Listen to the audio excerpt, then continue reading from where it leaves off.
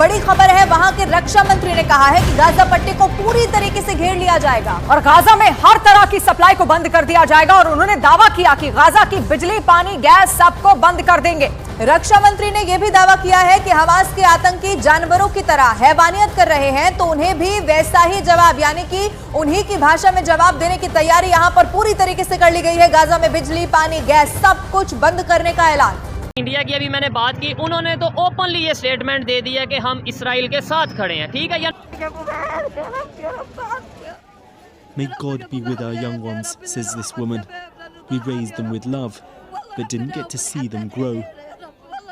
Israel के प्रधानमंत्री Benjamin Netanyahu ने तो राष्ट्र के नाम संबोधन में यह साफ कर दिया है कि गाजा के 20 लाख लोग अब हट जाएं, क्योंकि हमास के आतंकियों का वो पूरा सफाया करने का टारगेट तय कर चुके हैं। तो इजरायल अपनी रणनीति पर काम करना उसने शुरू कर दिया है और उसकी रणनीति अब यहां पर बदलने वाली जरूर होगी किसी भी तरीके से। जिस जो हमला यहां पर हमास की ओर से किया गया है इजरायल पर, उसके लोगों पर, उसका बदला यहां पर गाजा पट्टी में जरूर लिया जाएगा। और पहले ही ऐलान किया जा चुका है कि वहां का जितनी भी बिजली, पानी, जो भी सुविधाएं उनको दी जा रही थी, वो तमाम चीजें बंद कर दी जाएंगी।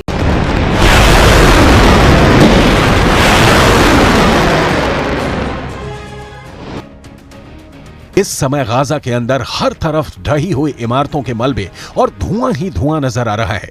सड़कों पर एम्बुलेंस की गाड़ियां दौड़ रही हैं और हालात काफी ज्यादा खराब नजर आ रहे हैं।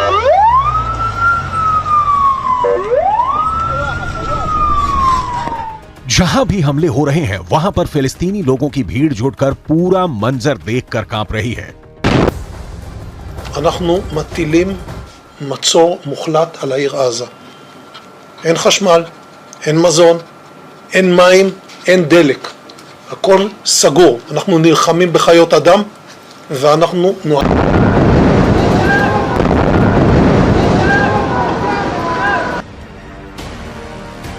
कुछ तस्वीरें भी सामने आई हैं जिसमें गाजा पट्टी में कयामत टूटती नजर आ रही है। गाजा के घरों को पूरी तरह से तहस नहस कर दिया गया है। बड़ी बड़ी इमारतों को बम बरसाकर बर्बाद कर दिया गया है। पूरी गाजा पट्टी इमारतों की कब्रिस्तान नजर आ रही है।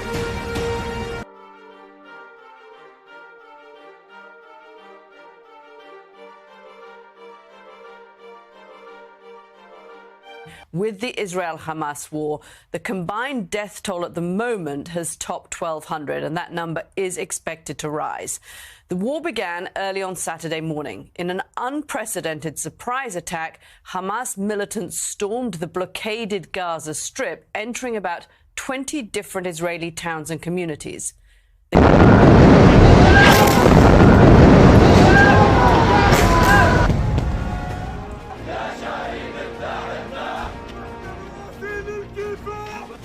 गाजा के इलाके में इस वक्त शोक और मातम पसर गया है। मरे हुए लोगों के शव की यात्राएं निकाली जा रही हैं। Utter devastation as airstrikes rain down on Gaza today. A resident with a single fire extinguisher forlornly tries to tackle the huge blaze. This is the Jabalia refugee camp. The man filming says the building was a supermarket and that dozens were killed here. Anyone and everyone is trying to help the injured.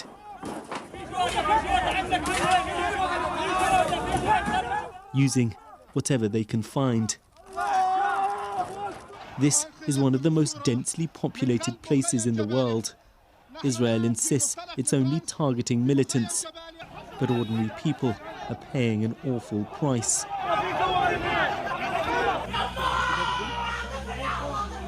In the hospital, dead bodies line the floor. The pain is overwhelming. Bodies continue to arrive, many just children.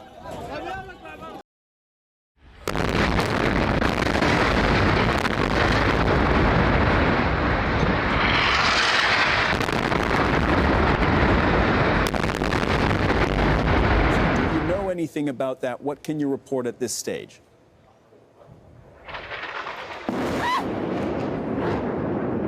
All right.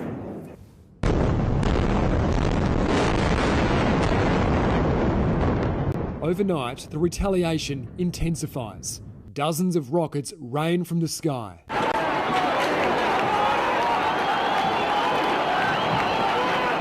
Palestinians at a refugee camp in Jabalia stand amidst the rubble. Witnesses as an intensive bombardment plays out around them.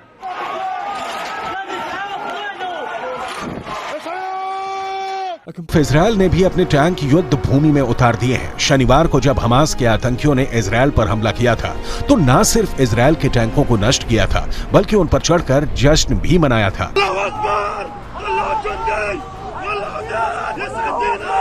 लेकिन अब युद्ध के मैदान में Israel ने अपने टैंकों को उतार दिया है और इजरायल के प्रधानमंत्री बेंजामिन नेतन्याहू के आदेश पर एक पूर्ण युद्ध का ऐलान कर दिया है कि अगर इंटरनेशनल कंट्री पावर्स की बात करें, बड़े बड़े कंट्रीज की बात करें, इसराइल के साथ खड़ी नजर आ रही हैं। इंडिया ने प्रॉपर अनाउंस किया है कि हम इसराइल के साथ खड़े हैं। वहां पे ट्रेंड चल रहा है #इंडिया सपोर्ट्स इसराइल। पाकिस्तान की बात करें तो पाकिस्तान के लोग, पाकिस्तान की पब्लिक इसके ऊपर क्या ओपिनियन रखती है, और ये जंग है, जंग में या हार होती है या जीत होती है। लेकिन अगर लेट्स सपोज इसराइल जो अपना ये दावा किया है उसमें कामयाब होता है तो उसके बाद पाकिस्तान की मीडिया या इस्लामिक कंट्रीज की मीडिया ये तो नहीं कहेगी कि जुल्म किया जा रहा है, ये कहेगी कि हम जंग हार गए हैं। पाकिस्तान की पब्लिक इसके ऊपर क्या ओपिनियन रखती है, क्या राय रखती है, आने वाले टाइम में जो ये कन्फ्लिक्ट है किस नौयत का होगा, क्या इसकी सिचुएशन होगी, इसके ऊपर जो पब्लिक की ओपिनियन है आप तक पहुंचाएंगे। चलते हैं वीडियो की तरफ और मिलते हैं वीडियो के बाद। अस्सलाम वालेकुम। वालेकुम अस्सलाम। आपका नाम? सैयद बाबर अली गिलानी। आपका नाम? जी आसफ। और आपका नाम? अबू बकर। अबू बकर।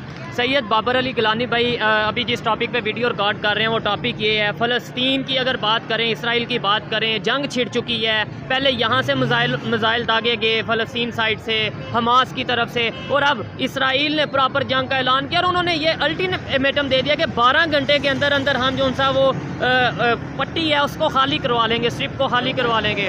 ठीक हो गया। क्या कहना चाहेंगे आप, ये जो मामला जा रहा है किस साइड पर जा रहा है? बिस्मिल्लाहिर्रहमानिर्रहीम। असल में इसराइल जो है ये इस्लाम दुश्मन मुल्क है। यहूदों ने सारा यानी कि मुसलमानों के कभी दोस्त नहीं हो सकते। अच्छा। और फ़लस्तीन इनका ये एक प्लानिंग है कि फ़लस्तीन पे वो काबिज़ हो जाएंगे, या वैसे भी वो शुरू से कब्ज़ा कर रहे हैं फ़लस्तीन पे। ठीक है। तो फ़लस्तीन थोड़ा सा रह गया, इसराइल इतना बड़ा हो गया। अच्छा। तो वो कब्ज़ा करते करते अब उनका पूरा इरादा है कि वो पूरे फ़लस्तीन को अपने वो कब्ज़े में करें। लेकिन फ़लस्तीनी अवाम जो हैं वो बैतुल मक़दिस जो है हमारा पहला किबला जो है, बैतुल मस्जिद अक्सा, जी, वो उसकी हिफाजत के लिए जो है वो वहाँ पे वो कर रहे हैं, मौजूद है। अच्छा, लेकिन इस दफ़ा तो आप देखें, अगर हमला जो उनसे वो हमास की तरफ से पहले किया गया, यानी फ़लस्तीन की तरफ से पहले किया गया, जो अटैक किया गया, 500 से 700 के करीब जो मिसाइल हैं वो दागे गए इसराइल की तरफ। अब दुनिया के बड़े बड़े कंट्री, ख़ास तौर पे इंडिया की बात करें, इंडिया में ट्रेंड चल रहा है #सपोर्ट इसराइल। ठीक है। अमेरिका ने भी स्टैंड विद इसराइल, या मतलब इस तरीके से ट्रेंड चल रहा है। और भी कंट्रीज़ हैं जिन्होंने सपोर्ट का ऐलान किया है। अगर हम बात करें फ़लस्तीन की, आपको लगता है फ़लस्तीन के साथ उस तरीके से पावरफुल कंट्रीज़ खड़े हैं?